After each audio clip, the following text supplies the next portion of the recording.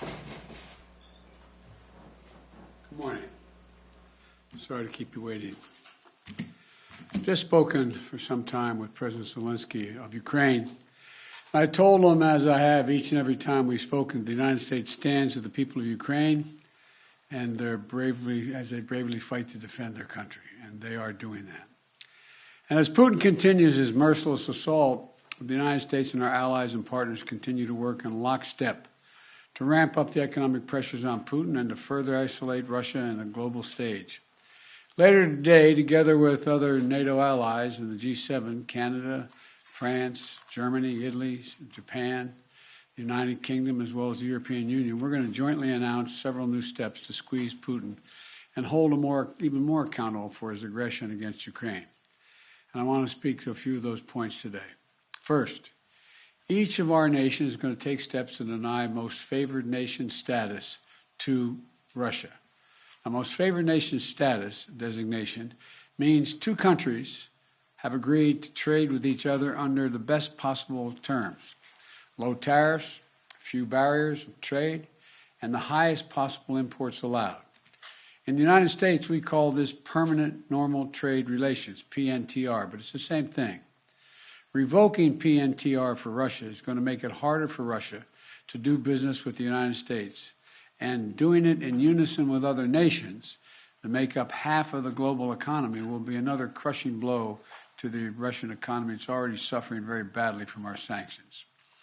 And I want to thank Speaker Pelosi, Leader McCarthy, Leaders Schumer and McConnell, and Senators Wyden and Crapo, Representatives Neal and Brady, for their bipartisan leadership on this in the Congress. I would like to offer a special thanks to Speaker Pelosi, who's been a strong advocate for revoking PNTR and who agreed to hold off on that in the House until I could line up all of our key allies to keep us in complete unison. Unity among our allies is critically important, as you all know, from my perspective at least. Many issues divide us in Washington, but standing for democracy in Ukraine, pushing Russia's aggression, should not be one of those issues.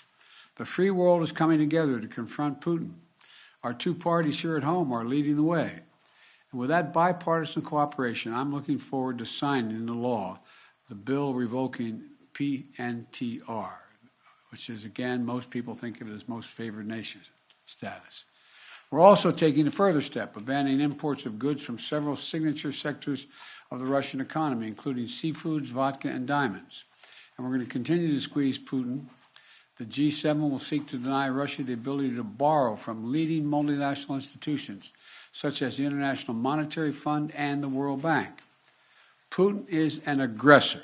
He is the aggressor, and Putin must pay the price. He cannot pursue a war that threatens the very foundations, which he's doing, the very foundations of international peace and stability, and then ask for financial help from the international community. The G7 is also stepping up pressure on corrupt Russian billionaires. We're adding new names to the list of oligarchs and their families that we're targeting. And we're increasing coordination among the G7 countries to target and capture their ill-begotten gains. They support Putin. They steal from the Russian people. And they seek to hide their money in our countries. They're part of that kleptocracy that exists in Moscow. And they must share in the pain of these sanctions. And while we're going after these, their super yachts and their vacation homes and worth hundreds of millions of dollars, we're also going to make it harder for them to buy high-end products manufactured in our country. We're banning the export of luxury goods to Russia. They're also the latest steps we're taking, but they're not the last steps we're going to take. And as I said, at the beginning of all these steps, we're going to hit Putin harder because the United States and our closest allies and partners are acting in unison.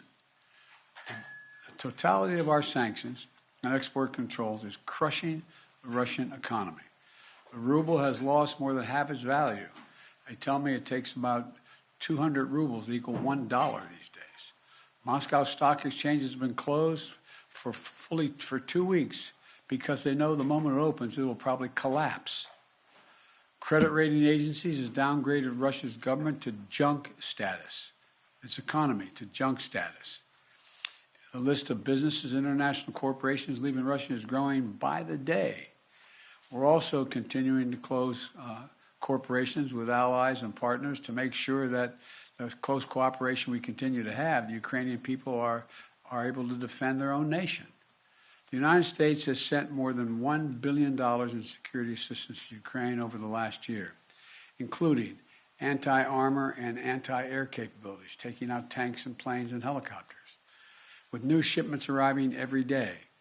We, the United States, are also facilitating significant shipments of security assistance from our allies and partners to Ukraine.